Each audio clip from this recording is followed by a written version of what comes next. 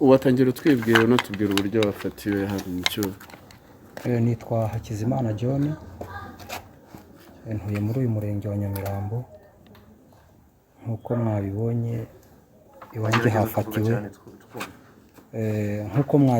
iwanjye hafatiwe amavuta atemewe yitwa mukorogo. Atemewe wayakubukuye he, wayazana gute, umaze igihe kingana iki yazana cyangwa yacuruza? Nari maze amezi 2 aribwo byinjiyemo. Wabyinjiyemo ute, wayacururizaga hehe, wayanyuzaga hehe uyazana? Kuyazana akenshi umuntu abifatira igisenyi. Ukafatira igisenyi ukayazana. Igisenyi bwavuye ubwo aba yaraturutse hakurya. Uyazana mu modoka rusange yawe? Yanjye. Gute yanjye. Gute tubwire inzira. Umuntu yagenda akayarangurira igisenyi. Ukarangura n'ibindi bintu byemewe. Noneho ukabivangavangamo bikaza nk'ibintu byemewe. Yaba yavuye mu gihugu? Ngira ngo byose bituruka muri Kongo uko twe twayifatiraga igisenyi. Ubwo mubicururiza himwe byo mubigejeje hano? Kuko ari amavuta yo kwisiga acuruzwa n'abantu bose bacuruza amavuta yo kwisiga. Birumvikana ntabwo ari amavuta yemewe. Ni bande mukorana kugira ngo ubashe kuyageza nko muri Kigali, cyane ko inzego z'umutekano ziba ziri mu nzira? Njyewe ni ukuvuga ngo twayafatiraga igisenyi, noneho tugakoresha umuhungu afite imodoka akagenda akajya akabipakira mu buryo buhishe, cyangwa se umuntu akabizanana n'ibindi byitwa ko byasoze. Noneho umuntu yanyura hose akagaragaza impapuro z'uko ibyo apakiye byasoze kandi wenda harimo n'ibitasoze bitemewe. Nubwo buryo twayazanaga. Muri Kongo naho haturuka amavuta yemewe, unyura kuri immigration ugasora. Kuko ikintu arimo kwibaza ku mupaka aya mavuta yatambuka gute, kuko mu Rwanda nago nimba atemewe mu Rwanda ku mupaka biba bigoye. Yanyuza gute ku mupaka yakagera hano Kigali gute? Ni ukuvuga ngo kuko urabona ko nge ntuye hano, ubwo ku mupaka naho bakoresha andi mayeri yabo yo kubigeza igisenyi. Noneho twebwe turi naha rero natwe tukajya kubirangura, tukajya kubifata igisenyi. Nayahe mayeri bakoresha yo kubizana hano, yo kubyambutsa babikura muri Kongo babigeze? Yo sinayamenya kuko urabona ntabwo namenya hariya simpatuye, ntuye hano. Ayo menya wenda ni ugushakisha. Ni ukuvuga ngo niba mpabonye ibintu nkashakisha uburyo biri bugeraho. Ibyo ariko izindi nzira abandi baba bakoresheje ntabwo amavuta yakugezeho, ariko hano muyagurisha gute kandi mu maduka ntabwo byemewe? Kubera ko akenshi abantu bari basanzwe babicuruza kandi akaba ari byo bisa naho bikundwa cyane mu maduka yose. Rero inshuro nyinshi usanga bose barabicuruza. Barabicuruza wenda kubera ko bitangiye kugenda bishyirwamo imbaraga nyinshi zo kubica, abantu bakabicuruza bihisha. Ariko ni amavuta acuruzwa. Ubwo wamanuka ku kabotike hepfo hariya ntiwaburamo icupa rimwe usanga abantu baricuruza. Kuki wabikoraga kandi uzi ko bitemewe? Ubundi nge nabaga mu bucukuzi bw'amabuye muri aya mezi. Rero ngira ngo n'ingaruka za corona iby'amabuye bisa naho bipfuye. Nibwo bambwiye bati rero hariya byashoboka ko washakishamo ibirayi byo kurya. Ninde wakwinjijemo? winjiye mute? Uya nta wundi wanyijijemo. Iyo uri gushakisha ubuzima amakuru ugenda uyafata. Ntabwo wavuga ngo hari umuntu runaka ngo. Igihe gishize rero nimba wibuka neza, wari umaze kuzana nk'amaturu nkangahe kugeza aho usubiye ukazana n'imara dusanze hano? Iyi ni iya kabiri. Iya mbere yarashize. Yego. Hanyuma iyi ya kabiri inyungu ingana ite? Inyungu ntabwo nari kuburamo miliyoni n'igice. Nk'aya yafatiwe hano, aya mavuta yafatiwe hano afite agaciro k'amafaranga angahe? Wari gukuramo amafaranga angana ate? Agaciro k'ibi biri hano ngira ngo biri hagati ya miliyoni 7 n'9. Wari gukuramo nka miliyoni n'igice y'inyungu. Hanyuma ubu uri mu maboko y'inzego z'umutekano. Ni iyihe nama wagira abandi bagenzi bawe bakigenda bihisha bakazana ibi bintu bitemewe mu Rwanda? Navuga ko kujya gushakira indamuko mu bintu bitemewe umuntu abimenya ari uko ibyago bimugezeho. najya inama rero y'uko abantu twashakisha ubuzima mu bindi ariko ntitujye kubushakira mu bintu amategeko aba yamaze kugaragaza ko bitemewe. ese ubundi wafashwe ute byagenze bite kugira ngo ufashwe ubu ngubu? Ngira ngo bansanze hano iwanjye. Bamenya amakuru ko yagiye n'iki? Ntabwo mbizi. Wagiye kubona ubona bakubwira gusa rwose. Hano iyo urebye ubona amavuta ari mu byumba, wowe kugira ngo uyakura hano uyajyana gute mu bakiriya? Ni abantu baza kuyashaka hano niwe yabashyira, biba bimeze bite? Abantu baza kuyahashaka. Reka tugaruke gatoya mu modoka iyo murimo kuyazana kuva ku Gisenyi kugera no Kigali, muyahisha gute, muyazana gute? Ndavuze ngo ushobora gufata ibintu byemewe, ayo wasoreye yemewe, ukayavangamo atemewe, kugira ngo uze kubona uko n'uguhagaritse ukagaragaza impapuro z'uko ibintu wazanye wabisoreye byemewe. Ubundi wenda isomo wakuyemo ni irihe? Isomo rirakomeye kubona mpagaze imbere yanyu itangazamakuru ringana ritya ndiho amapingu, nibwo bwa mbere bibayeho mu buzima bwanjye. Iryo ubwaryo ni isomo rikomeye, nibwo bwa mbere ngiyeho amapingu. Kuba rero ngiyeho amapingu ndi imbere yanyu abantu bangana batya ari njyewe, igihugu cyose gikorekeyeho, ni isomo rikomeye umuntu yagombye gushakisha ubundi buryo ariko ntajye muri ibi bintu. Ariko ngira ngo nawe wari uzi neza ko ari ibintu bitemewe, bivuze ko wari witeguye ko bizakubaho rero nimba nibeshye. Umuntu kuko nabivangaga n'ibyemewe ariko nari mbizi neza ko hari n'ibyo nzanamo bitemewe. Wenda aha nuko tubona turabona usa nkaho ucumbitse, ubundi kavukire ni hehe, ufite imyaka ingahe? Njye ntabwo ncumbitse, mfite imyaka 39. Hano ni iwanjye, mfite abana 4. Waba uzi impamvu aya mavuta atemewe mu Rwanda? Impamvu ntabwo nyizi, ariko wenda icyo leta yashyizeho n'uzabwo yarabigenzuye, ariko kuko abantu bose bayisiga, nakuze mbona abantu bose bayisiga, namenye ubwenge nsanga ayo mavuta abantu bose bayisiga. Ariko leta iramutse ije igashyiraho ibintu ikavuga ko bitemewe, niyo yabize impamvu. Nawe urayisiga? Nanjye nyisigaho. Hari ayo nisigaho nanjye ndayisiga rwose. Amazina ni Faustin Niyonzima. Faustin Niyonzima. Njyewe nsanzwe nza muri uru rugo. Utuye hehe? Ntuye hano mu Biryogo. Nsanzwe nkora akazi ko kugenda nizunguriza utuntu. Noneho mu gitondo nza hano muri uru rugo, bosi yarampamagaye. Noneho maze kuza yarampamagaye, ngeze hariya ku muryango nsanga hahagaze umupolisi. Ndakomanga ndinjira nk'uko bisanzwe nsanzwe maze kwinjira nibwo afande yanyakaga telefoni yanjye. Hari harimo akamesaje k'umuntu yaranyoherereje ngo nimba ari amacupa 3 yashakaga ya Karolite. Noneho ubwo ngubwo bamfashe gutyo narinje kuvugana na bosi. Wari mwari muje kuvugana iki? Ni imari wari uje gutwara yangana gute? Ari amafaranga nari murimo niyo nari muzaniye, natangiye mbibasobanurira. Sinari nzi ko yanapakuruye imari, ahubwo nanjye nageze hano kuko ari hano najyaga nzikura n'ubundi nsanga hakinze ntazi ibintu birimo, ariko bafunguye dusanga Wafatanywe message irimo gutumiza amavuta amacupa 3 ya Karolite. Ibyo ngibyo ntabwo bigaragaza ko nawe uri umwe mu bantu baza kugura uno muzigo utemewe mu Rwanda?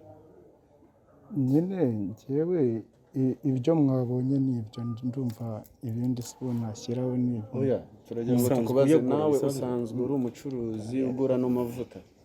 Burya umucuruzi ni umuntu ufite iduka, sibyo? Mwese siko mubizi. Njye nta duka ngira, ni nk'uko naza hano akanyihera agakarito nanjye nkajya kukazunguza mu bandi ngakuraho amafaranga yo kuntunga. N'ubwo buryo bivuze ko abazunguza atari abacuruzi. None se ubwo yaba ari umucuruzi?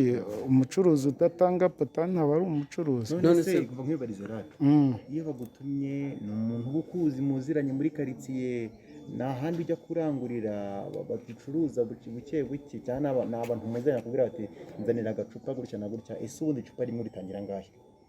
bose yarimeraga 2,300 nanjye nkaritangira yarimeraga 2,300 nkaritangira 2,500 nkagenda mfataho desi. abakiriya bawe ni bande biganjemo bake?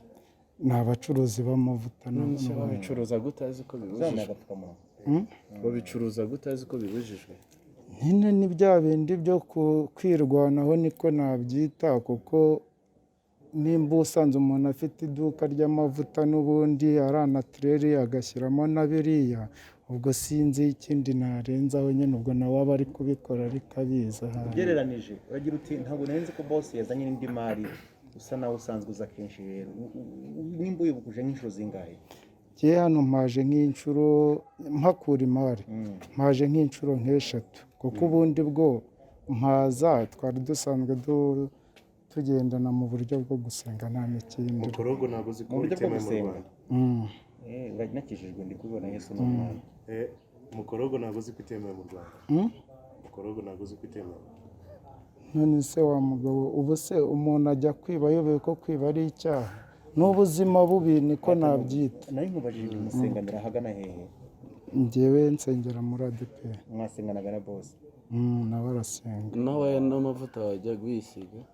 oya, ni uko gusa nirwariye humane Miriye somo rero wakuyemo ni niye nama wagira abandi bacuruzi nkawe? njyewe inama nagira abacuruzi ni uko bareka gukora ibinyuranyije n'itegeko, ibyo leta itemera ni uko bareka kubikora.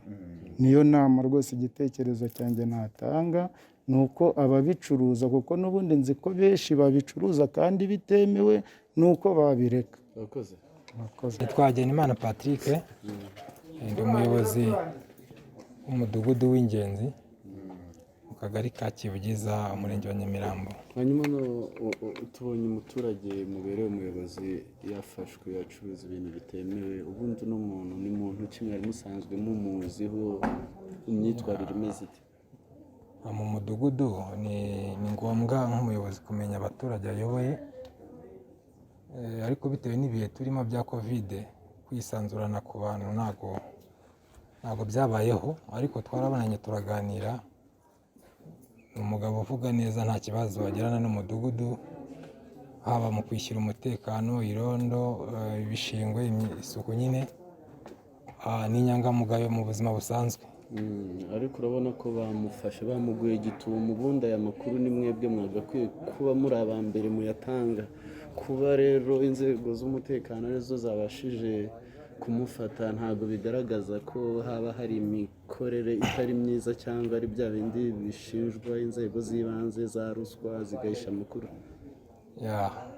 byakagombye kugenda gutyo, ariko nk'uko nari maje kubivuga, bitewe n'icyorezo turimo, gusurana umenye ngo bigenza gutya bigenda gutya.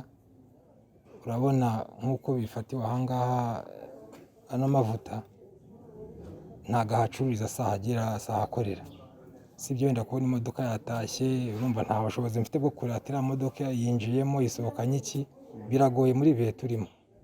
Wenda yaza kubacururiza hafi nkavuga ati akora ibi nari kuba mfite amakuru, ariko hagati aho bitewe n'ibihe turimo ntabwo wapfa kumenya umuntu icyo akora. Gusa iyo ubonye ari inyangamugayo mukorana neza ntabwo wakeka ibintu nk'ibi ngibi. Nimba byumva neza muyobozi, namwe muratunguwe? Natwe turatunguwe. Mubyakiriye mute? Mbo uko biri kose ni ubwa mbere mpuye n'akankiyi, ariko mu mbaraga zanjye n'uburyo wenda umuntu yahindura imikorere, umuntu yagerageza gucengera ukavuga ati umuntu ataha gutya hasi akora ibijyanye n'iki. Nibyo ndumva ngiye kubigira nk'inshingano, kumenya icyo umuntu akora ataha mu mudugudu, n'abaturage nkaba mfite amakuru y'ubuzima wenda babayemo n'imikorere n'iki. Ndumva icyo nahindura mu mikorere ni ukumenya uyu muntu akora iki, atangira akazi gutya agasoza uku, nkamenya ibyo akora, ayo makuru nkaba nyafite. Wenda dusoza, murishinja namwe kuba hari ibyo mutuzuzaga mu nshingano zanyu?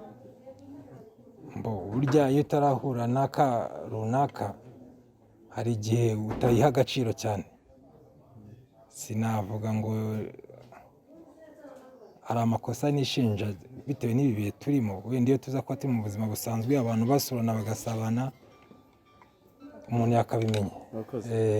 Abaturage benshi bazi bitemewe kandi bakanubahiriza amategeko n'amabwiriza kubyirinda, ariko ikirishije ni uko batanga n'amakuru noneho kugira ngo polisi ishobore kuba yamenya aho ibyo bintu bikorerwa cyangwa se izo bizinesi zikorerwa cyangwa ubwo bucuruzi butemewe bukorerwa n'ibyo bicuruzwa bitemewe ababicuruza.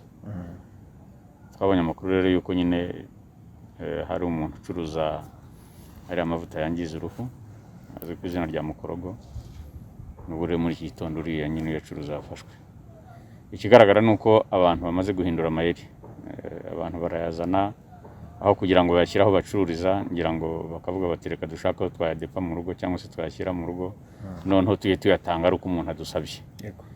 Ngira ngo kubera ko twagiye dufata ari amavuta ahantu hatandukanye henshi mu maduka cyangwa se aho bayacururiza muri za boutique, ndetse n'abazanye bagafatwa ugasanga hakoze mu by'ukuri isaka agafatwa menshi. Ngira ngo rero ni uburyo bwo guhindura amayeri noneho ko umuntu yashyiriwe noneho hakajyaho umuntu ku buryo bayamusabye, ariko nabyo bizamenyekana. Urumva ntiwakura ikintu Rubavu ngo kigeze aha ngaha ugurisha umuntu umwe nyuma y'umunsi umwe cyangwa ibiri, bigomba kumenyekana byanze bikunze. Ibyo rero bakwiye kubimenya ko ni risike bafata, kuko buriya ibyo bintu birafashwe, amafaranga ahora yataye,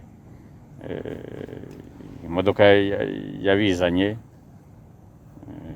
kuzakurikirana buriya muntu tugiye kumushyikiriza urwego rw'ubugenzacyaha.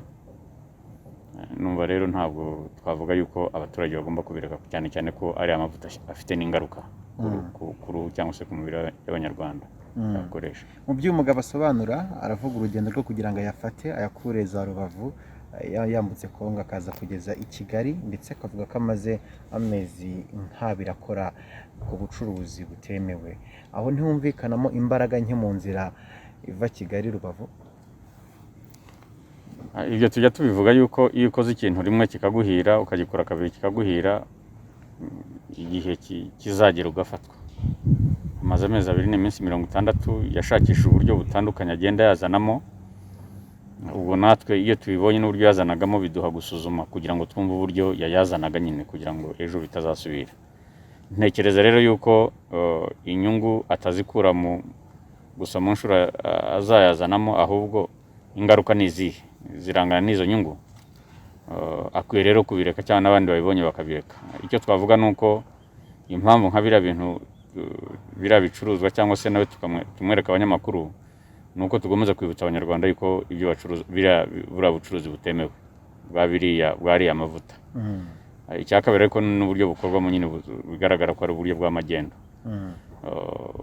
Turabasaba rero yuko mu by'ukuri babireka. Ngira ngo n'ubundi hari hashize igihe ntabwo ari kirekire cyane, ariko twigeze n'ubundi gufatira hariya mu butike z'Inyamirambo, niba mubyibuka, ku Gitega nanone ahantu bari bashyize mu rugo. Byumvikane rero yuko inshuro wabikora izo arizo zose uzagera ugafatwa, kubera yuko ntabwo abantu bose bazaguhishira. Tubwire uburyo uriya mugabo yari afite biriya bicuruzwa bitemewe. Urabona ko ari nk'ubucuruzi bwagutse kuko yabishoramo amafaranga avuga ko ari nka miliyoni 7, yari afitemo inyungu zigera kuri miliyoni 2, ariko arahombye. Ni ubuhe butumwa mwatanga mu baturarwanda wenda bigendanye n'ingamba mufite ku bijyanye na kiriya kibazo? Icya mbere, reka ubutumwa tubuha abacuruzi nibakora ubucuruzi bwemewe, banyure mu nzira zemewe. Icya kabiri, ubundi butumwa twaha abacuruzi ni bacuruzi byemewe, bicuruza ibyangiza umubiri w'Abanyarwanda cyangwa se ababikoresha cyangwa se abaturarwanda ari bose bashobora kuba bakoresha ariya mavuta. Ubutumwa bwa gatatu turabuha rero noneho abakoresha ariya mavuta, ntibamenye yuko bakwiye kumva yuko ari amavuta yangiza uruhu, yangiza umubiri nk'uko bigaragazwa na Minisiteri y'Ubuzima cyangwa inzego zishinzwe ubuzima. Ntibayareke rero n'ibisiga yandi ashobora kuba atangiza uruhu. Icyanyuma ni uko dusaba abaturage gukomeza kuduha amakuru mu by'ukuri, kubera ko tuba tuyakeneye.